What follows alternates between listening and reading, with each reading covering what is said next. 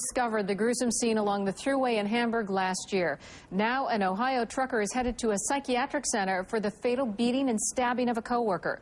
News 4's Anthony Kanji just returned from the courtroom with the details. Anthony. Well, Victoria, Rudy Arnett was found to have schizophrenia with paranoia and suffer from a dangerous mental disorder. In January, truck drivers Rudy Arnett and Robert Hardy, both from Ohio, were returning back from a delivery in Vermont.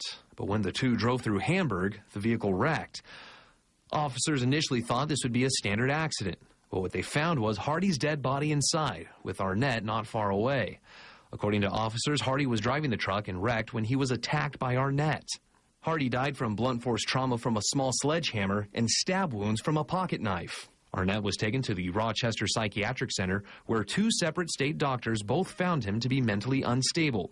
In August, State Supreme Court Justice Russell Buscaglia found Arnett not guilty of Robert Hardy's death by reason of mental disease or defect.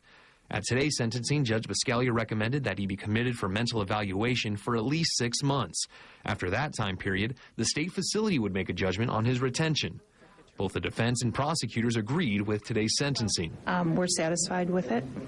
Where we are is he was examined by 2 psychiatrists. They found him to be dangerously mentally ill, and he'll be committed and possibly reviewed in 6 months. My client and his family are also pleased with the result. I think a lot of the disagreements they were having were due to my client's mental illness. They really didn't know each other that long. They were coworkers. Now, if Arnett is still found dangerous after 6 months, he'll be committed for an additional year. If the retention is once again necessary, the facility will evaluate him every 2 years after. Live in the newsroom, Anthony Kanji, News 4 at noon.